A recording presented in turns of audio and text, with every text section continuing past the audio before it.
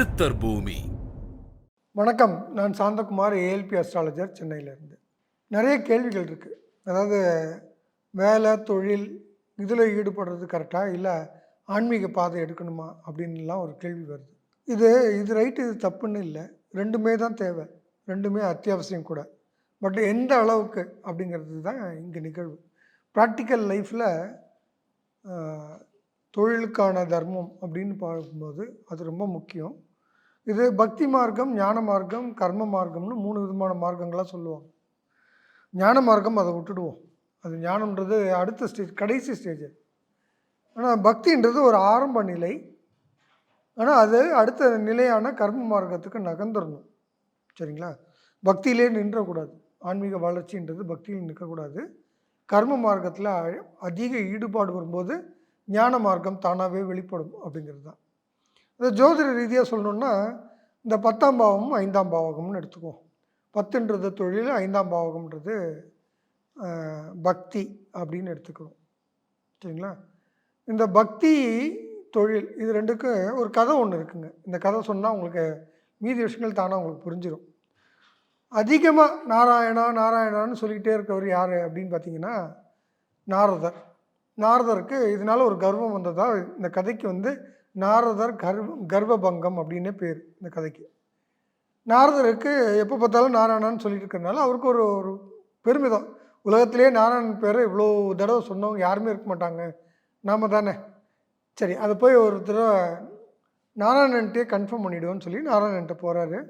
உன்னை அதிகமாக பக்தி செலுத்துகிறவன் நான் தானே அப்படின்னு கேட்குறாரு. நாராயணன் என்ன சொல்கிறாரு, இல்லை பூமியில் ஒரு குடியானவன் இருக்கார், நீ வேணால் அவரை போய் பாரு அப்படின்றாரு.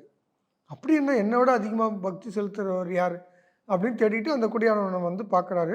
ஒரு நாள் ஃபுல்லாக வாட்ச் பண்ணுறாரு. அவர் காலைல எந்திரிச்ச உடனே ஒரு தடவை நாராயணன்றாரு. அதுக்கப்புறம் ராத்திரி படுக்கும்போது ஒரு முறை நாராயணன்னு சொல்கிறார். அவ்வளோதான், 2 தடவை தான் சொன்னார். இவர் என்னோட பக்தியில் சிறந்தவர்னு நாரதர்கிட்ட நாராயணன் சொல்கிறாருன்னு நாரதருக்கு ஒரே ஆச்சரியம். இது என்னது இது அப்படின்னு திரும்ப போகிறார் நாராயணன்ட்ட. நாராயணா, இது நீ சொல்கிறதே நியாயமா? அவர் 2 முறை தான் சொல்கிறாரு என் பேரை. ஆனால் நான் நாள் ஃபுல்லாக உன் பேர் சொல்லிக்கிட்டே இருக்கேன். என்னை விட அவர் எப்படி சிறந்த பக்திமான் அப்படின்னு சொல்கிறேன் அப்படின்னு சொல்லி கேட்குறாரு. அப்போது நாரதர் சொல்கிறாரு, நாரதர்கிட்ட நாராயணன் சொல்கிறாரு, ஒரு சொம்பு கொடுத்து அது ஃபுல்லாக தழும்ப எண்ணெய் கொடுத்து, இந்த மலையை ஒரு தடவை சுற்றிட்டு வா, இதுலேருந்து ஒரு சொட்டு எண்ணெய் கீழே விழுந்துடக்கூடாது அப்படின்னு சொல்லி ஒரு உத்தரவு கொடுக்குறாரு. நாரதர் நாராயணன் சொன்னால் என்ன சொன்னாலும் கேட்குற ஒரு டைப் தான். பக்தியில் ஒன்றும் அவர் சாதாரண ஆளே கிடையாது, அதுதான் உண்மை. ஆனால் இந்த சொம்பை ரொம்ப ஜாக்கிரதையாக நாராயணன் சொன்னார்ன்றதுக்காகனே ரொம்ப ஸ்ரத்தையோடு அந்த மலையை சுற்றி முடித்து திரும்ப இந்த எண்ணெய் சிந்தாமல் கொண்டு கொடுத்துட்டேன் அப்படின்னு சொல்கிறார். அப்போது நாரதர்கிட்ட நாராயணன் கேட்குறாரு, இப்போ இந்த சுற்றி வந்த நேரத்தில் எத்தனை தடவை என் பேர் சொன்னேன்னு கேட்குறாரு. அப்போ தான் நாரதர் யோசிக்கிறார், ஆமாம் நம்ம சொல்லவே இல்லைல்ல, ஒரு தடவை கூட சொல்லலை அப்படின்றார். நீ எந்த பொறுப்புமே எடுத்துக்காமல் என் பேரை மட்டும் சொல்லிட்டு இருக்கிறதுல இருக்கிற சிரமத்தை விட தன்னுடைய 1000 வேலைகளுக்கு நடுவுலையும் என்ன ஞாபகம் வச்சுக்கிற அந்த பக்தி தான் சரியான பக்தின்னு சொல்கிறார். அப்போது தன்னுடைய பொறுப்புகளை தட்டி கழிக்காமல் இந்த பொறுப்புகளுக்கு நடுவில் இந்த பொறுப்புகளெல்லாம் கொடுத்தவர் கடவுள் தான் அப்படின்னு பக்தி செலுத்தும்போது தான் அது கர்மயோகமாக இருக்குது. கர்மயோகம் அப்படின்னா என்னென்னா, செயல்களை கடவுளுக்கு அர்ப்பணிப்பாகவே செயல்படுதல் அப்படிங்கிறது.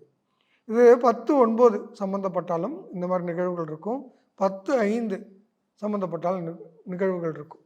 இது அவங்க ஆன்மீக பாதைக்கு போயிட்டு தொழில் மேலே சிரத்தை இல்லாமல் போகக்கூடிய ஒரு தன்மை இருக்கும். தொழில் மேலே சிரத்தையும் இருக்கணும். அதை இப்போது ஒரு மனுஷனுக்கு கால் அமைக்க கொடுக்குறேன், எங்கள் அப்பாவுக்கு கால் அமைக்க கொடுக்குறேன், இப்போ கடவுளுக்கு கால் அமைக்க கொடுக்குறேன்.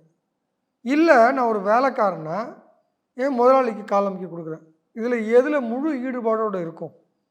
இப்போது என்னுடைய முதலாளிக்கு கால் அமைக்க கொடுக்குறது தான் எனக்கு வேலை அப்படின்னா, நான் கடவுள் தான் இங்கே எனக்கு முதலாளியாக உட்காந்துருக்காருன்ற நினைப்போடு செய்யும்போது என்னுடைய முழு ஸ்ரத்தையோட அர்ப்பணிப்போடு செய்கிறேன் இல்லையா, அதுதான் கர்மயோகம். அப்படி உங்கள் தொழிலில் உங்கள் ஸ்ரத்தை ரொம்ப முக்கியம் உங்கள் வாழ்க்கையில் வெற்றி பெறுவதற்கு. 5 தொடர்பு இருந்தாலும் அதை பக்தியோடு அந்த தொழிலை செய்யும்போது உங்களுடைய முன்னேற்றத்தை யாராலையும் தடுக்க முடியாது. வெற்றி நிச்சயம். ஏஎல்பி படிங்க. உங்கள் வாழ்க்கை உங்கள் கையில். நன்றி. சித்தர் பூமி.